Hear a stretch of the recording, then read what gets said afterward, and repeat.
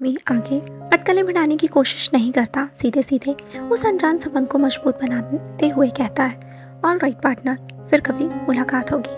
और सिगरेट सुलगाता हुआ उठ जाता है। चंदर बाहर निकलकर बस स्टॉप की ओर बढ़ता है। मद्रास होटल के पीछे बस स्टॉप पर 4-5 लोग खड़े हैं और पुलिस वाला स्टॉप की छतरी के नीचे बैठा सिगरेट पी रहा है। चंदर वहीं आकर खड़ा हो जाता है। सब जानना चाहते हैं कि बस कब तक आएगी, पर कोई किसी से कुछ भी नहीं पूछता। पेड़ के अंधेरे में वह चुपचाप खड़ा है। नीचे पीले पत्ते पड़े हैं जो उसके पैरों से दबकर चुरमुराने लगते हैं और पीले पत्तों की आवाज़ उसे वर्षों पीछे खींच ले जाती है। इस आवाज़ में एक बहुत गहरा अपनापन है। उसे बड़ी राहत सी मिलती है। ऐसे ही पीले पत्ते पड़े हुए थे उस राह पर बहुत साल पहले इंदिरा के साथ। एक दिन वह चला जा रहा था। कुछ भी नहीं था उसके सामने। वह खंजरों में अपनी ज़िंदगी खराब कर रहा था और तब इंदिरा ने ही उससे कहा था, चंदर तुम क्या नहीं कर सकते। वही पहचानी हुई आवाज़ फिर उसके कानों में टकराती है, तुम क्या नहीं कर सकते। और यह कहते कहते इंदिरा की आंखों में अदम्य विश्वास झलक आया था और इंदिरा की उन प्यार भरी आंखों में झांकते हुए उसने कहा था, मेरे पास है ही क्या। समझ में नहीं आता कि ज़िंदगी कहाँ ले जाएगी इंदिरा, इसलिए मैं ये नहीं चाहता कि तुम अपनी ज़िंदगी मेरी खातिर बिगाड़ लो। पता नहीं मैं किस किनारे लगूं, भूखा मरूं या पागल हो जाऊं। इंदिरा की आंखों में प्यार के बादल और गहरे हो गए थे और उसने कहा था, ऐसी बातें क्यों करते हो चंदर, मैं तुम्हारा साथ हर हालत में दूंगी। चंदर ने उसे बहुत गौर से देखा था। इंदिरा की आंखों में नमी आ गई थी। उसकी कटीली बरौनियों में विश्वास भरी मासूमियत झलक रही थी। माथे पर आई हुई लट छूने को उसका मन हो आया था, पर वह झिझक कर रह गया था। इंदिरा के कानों में पड़े हुए कुंडल पानी में तैरती मछलियों की तरह झलक जाते थे और तब उसने कहा था, आओ उधर पेड़ के नीचे बैठेंगे।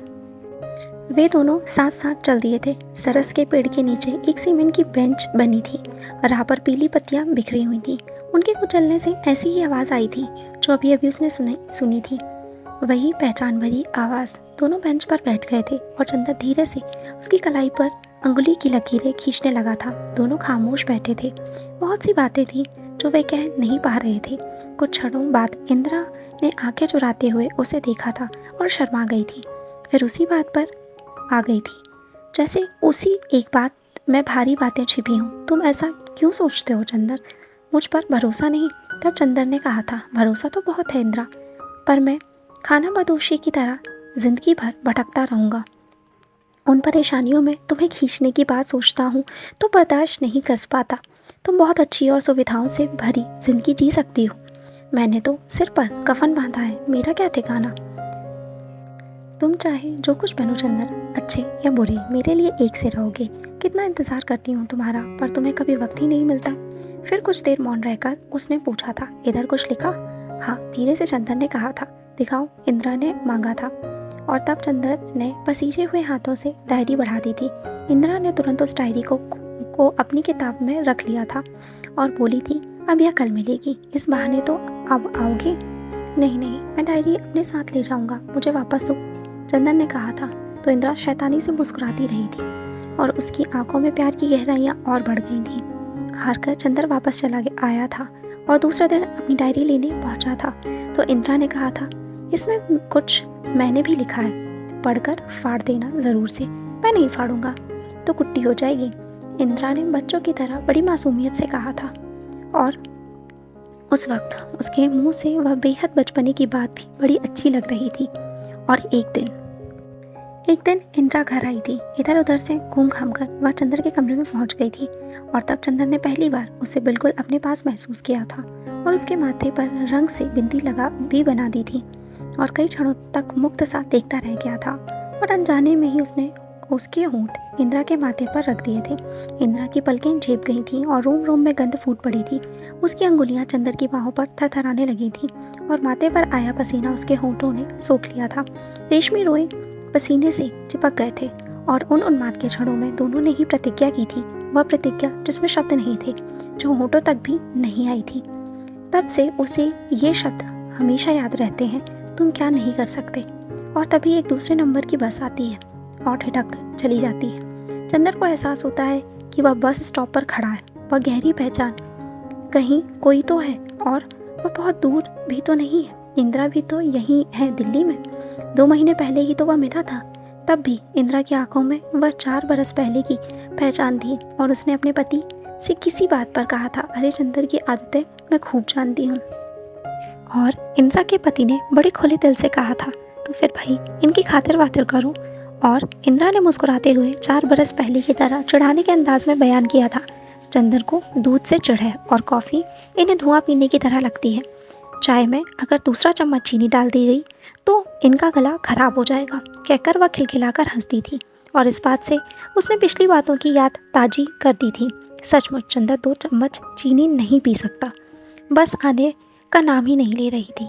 खड़े खड़े चंदर को लगा कि इस अनजानी और बिन जान पहचान से भरी नगरी में एक इंदिरा है जो उसे इतने सालों के बाद भी पहचानती है, अब तक जानती है।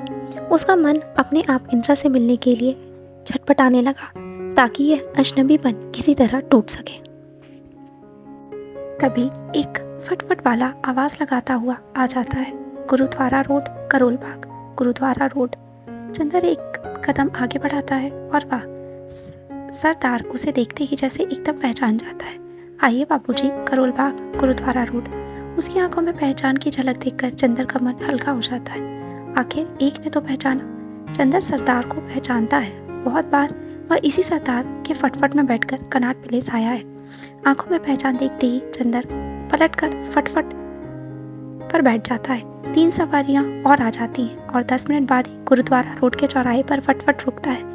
चंदर एक चपन्नी निकालकर सरदार की हथेली पर रख देता है और पहचान भरी नजरों से उसे देखता हुआ चलने लगता है। तभी पीछे से आवाज़ आती है, ए बाबूजी, कितना पैसा दिया है? चंदर मुड़कर देखता है तो सरदार उसकी तरफ आता हुआ कहता है, 2 आने और दीजिए साहब। हमेशा 4 आने लगते हैं सरदार जी। चंदर पहचान जताता हुआ कहता है, पर सरदार की आंखों में पहचान की परछाई तक नहीं है। वह फिर कहता है, सरदार जी, आपके फटफट पर ही 20 बार 4 आने लेकर आया हूँ। किसे होटने लय होगड़े 4 आने, असी थे 6 आने तो घटने ही लेंदे बादशाह। सरदार इस बार पंजाबी में बोला था और उसकी हथेली फैली हुई थी। बात 2 आने की नहीं थी। चंदर ने बाकी पैसे उसकी हथेली पर रख दिए और इंदिरा के घर की तरफ मुड़ गया। और इंदिरा उसे मिली तो वैसे ही वह अपने पति का इंतजार कर रही थी। बड़ी अच्छी तरह उसने चंदर को बैठाया और बोली, इधर कैसे भूले पड़े आज? फिर आंखों में वही पहचान की परछाई तैर गई थी। कुछ क्षणों बाद इंदिरा ने कहा था, अब तो 9 बज रहे हैं, ये 8 ही बजे फैक्ट्री बंद करके लौट आते हैं। पता नहीं आज क्यों देर हो गई। अच्छा, चाय तो पियोगे? चाय के लिए इनकार तो नहीं किया जा सकता, चंदर ने बड़े उत्साह से कहा था और कुर्सी पर आराम से टांगें फैलाकर बैठ गया था। उसकी सारी थकान उतर गई थी और मन का अकेलापन डूब गया था। नौकरानी आकर चाय रख गई। इंदिरा ने प्याले सीधे करके चाय बनाई तो वह उसकी बाहों, चेहरे और हाथों को देखता रहा। सब कुछ वही था, वैसा ही था, चिर परिचित। तभी इंदिरा ने पूछा, चीनी कितनी दूं? और एक झटके में सब कुछ बिखर गया। उसका गला सूखने सा लगा और शरीर फिर थकान से भारी हो गया। माथे पर पसीना आ गया। फिर भी उसने पहचान का रिश्ता जोड़ने के लिए एक नाकाम कोशिश की और बोला, 2 चम्मच। और उसे लगा कि अभी इंदिरा को सब कुछ याद आ जाएगा और वह कहेगी कि 2 चम्मच चीनी से अब गला खराब नहीं होता। पर इंदिरा ने प्याले में 2 चम्मच चीनी डाल दी और उसकी ओर बढ़ा दिया। जहर के घूंटों की तरह वह चाय पीता रहा। इंदिरा इधर उधर की बातें करती रही। फिर उनमें से उसे मेहमान नवाजी की बू लग रही थी और चंदर का मन कर रहा था कि इंदिरा के पास से किसी भी तरह से भाग जाए और किसी दीवार पर अपना सिर पटक दे। जैसे तैसे उसने चाय पी और पसीना पोंछता हुआ बाहर निकल आया। इंदिरा ने क्या क्या बातें की उसे बिल्कुल याद नहीं। सड़क पर निकलकर वह एक गहरी सांस लेता है और कुछ क्षणों के लिए खड़ा रह जाता है। उसका गला बुरी तरह सूख रहा है और मुंह का स्वाद बेहद बिगड़ा हुआ है। चौराहे पर कुछ टैक्सी ड्राइवर नशे में गालियां बक रहे थे और एक कुत्ता दूर सड़क पर भागा चला जा रहा था। मछलियां तलने की गंध यहाँ तक आ रही थी और पान वाले की दुकान पर कुछ जवान कोका कोला की बोतलें मुंह से लगाए खड़े हैं। स्कूटरों में कुछ लोग भागे जा रहे हैं और शहर से दूर जाने वाले लोग बस स्टॉप पर खड़े अब भी प्रतीक्षा कर रहे हैं। कारें, टैक्सियां, बसें और स्कूटर आ जा रहे हैं। चौराहे पर लगी बत्तियों की आंखें अब भी लाल पीली हो रही हैं। चंदर थका सा अपने घर की ओर लौट रहा है। अंगुलियों पर जूता काट रहा है और मोजे की बदबू और भी तेज हो गई है। आखिर वह थका हारा घर पहुंचता है और मेहमान की तरह कुर्सी पर बैठ जाता है। यह कोई नई बात नहीं है। निर्मला उसे देखकर मुस्कुराती है और धीरे से बाहों पर हाथ रखकर पूछती है, बहुत थक गए? हाँ, चंदर कहता है और उसे प्यार से देखता है। उसका मन भीतर से उमड़ आता है। वह किराए का मकान भी उस क्षण उसे राहत देता है और लगता है कि वह उसी का है। निर्मला खाना लगाते हुए कहती है, हाथ मुंह धो लो, अभी खाने का मन नहीं है। चंदर कहता है तो वह बहुत प्यार से देखते हुए पूछती है, क्यों, क्या बात है? सुबह भी तो खा के नहीं गए थे, दोपहर में कुछ खाया था? हाँ, वह कहता है और निर्मला को देखता रह जाता है। निर्मला कुछ अचकचाती है और कुछ देर बाद थकी सी उसके पास बैठ जाती है। चंदर कुछ देर खोई खोई नज़रों से कमरे की हर चीज़ देखता रहता है और बीच बीच में बड़ी गहरी नज़रों से निर्मला को ताकता है। निर्मला कोई किताब खोलकर पढ़ने लगती है और चंदर उसे देखे जा रहा है। पीछे से पड़ती हुई रोशनी में निर्मला के बाल रेशम की तरह चमक रहे हैं। उसकी बरौनियाँ मुलायम कांटों की तरह लग रही हैं और कनपट्टी के पास रेशमी बालों के सिरे अपने आप घूम गए हैं। पलक के नीचे पड़ती हुई परछाई बहुत पहचानी सी लग रही है। उसने कड़ा आधी कलाई तक सरका लिया है। चंदर की निगाहें उसके अंग प्रत्यंग में पुरानी पहचान खोज रही हैं। उसके नाखून, अंगुलियां और कानों की गुदारी लंबे। उठकर वह पर्दे खींच देता है और आराम से लेट जाता है। उसे लगता है कि वह अकेला नहीं है, अजनबी और तन्हा नहीं है। सामने वाला गुलदस्ता उसका अपना है, पड़े हुए कपड़े उसके अपने हैं, उनकी गंध वह पहचानता है। इन सभी चीज़ों में एक गहरी पहचान है। घोरंद अंधेरी रात में भी वह उन्हें टटोल कर पहचान सकता है। किसी भी दरवाजे से बिना टकराए निकल सकता है।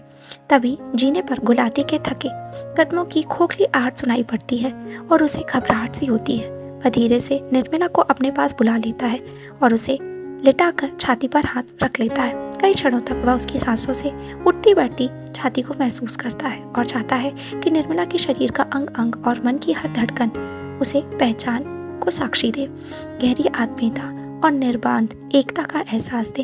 अंधेरी ही में वह उसके नाखूनों को टटोलता है, उसकी पलकों को छूता है, उसकी गर्दन में मुंह छिपाकर खो जाना चाहता है। धुले हुए बालों की चिर परिचित गंध उसके रंध रंध में रिसने लगती है और उसके हाथ पहचान के लिए पोर पोर पर थरथराते हुए सरकते हैं। निर्मला की सांस भारी हो जाती है।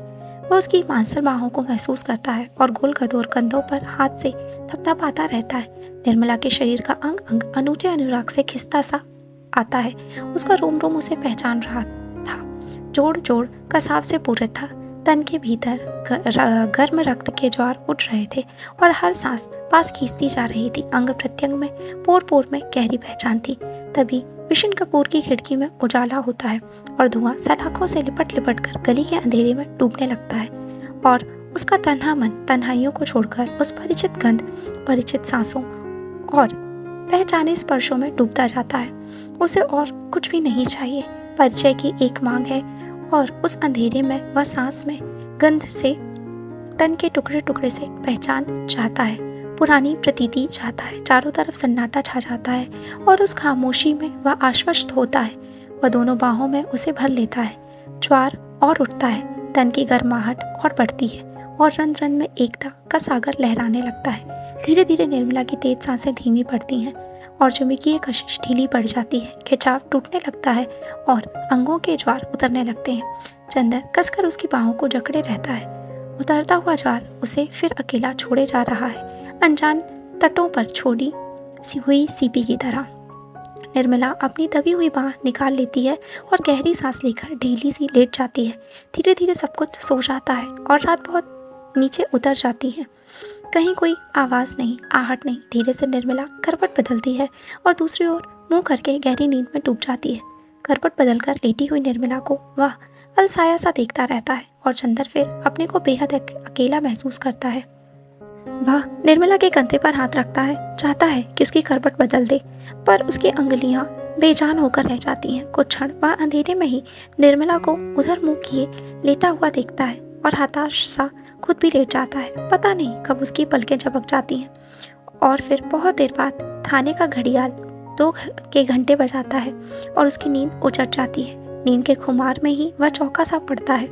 कमरे की खामोशी और सूनेपन से उसे डर सा लगता है। अंधेरे में ही वह निर्मला को टटोलता है। तकिए पर बिखरे उसके बालों पर उसका हाथ पड़ता है और उन बालों की चिकनाई को महसूस करता है। सिर झुकाकर वह उन्हें सूंघता है, फिर निर्मला पर हाथ रखता है, उसके गोल कंधों को छूता है। वह स्पर्श भी पहचाना हुआ धीरे धीरे उसके पूरे शरीर को पहचानने के लिए टटोलता है और उसकी सांसों की हल्की आवाज़ को सुनने और पहचानने की कोशिश करता है। निर्मला अब भी करवट लिए पड़ी थी। वह धीरे से नींद में गुनगुनाती है। चंदर का दिल धक से रह जाता है, कहीं निर्मला जाग ना जाए, अनजाने ही इस स्पर्श में अजनबियों की तरह चौंक ना जाए। निर्मला सोते सोते एक बार रुक रुक कर सांस लेती है, जैसे उसे डर सा लग रहा हो या कोई भयंकर सपना देख रही हो। चंदर सुन्न सा रह जाता है। क्या वह उसके स्पर्श को नहीं पहचानती? और फिर निर्मला को झकझोर कर वह उठता है। निर्मला, निर्मला, वह बदहवासी से मैं कहता है। निर्मला चौंक कर उठती है और आंखें मलते हुए प्रकृतिस्थ होने की कोशिश करती है और बिजली जलाकर वह निर्मला को दोनों कंधों से पकड़कर अपने मुंह उसके सामने करके डरी हुई आवाज़ में पूछता है, मुझे पहचानती हो? मुझे पहचानती हो निर्मला? निर्मला आंखें फाड़ देखती रह जाती है। धीरे से आश्चर्य भरे स्वर में कहती है, क्या हुआ? और वह निर्मला को ताकता रह जाता है। उसकी आंखें उसके चेहरे पर कुछ खोजती रह जाती हैं।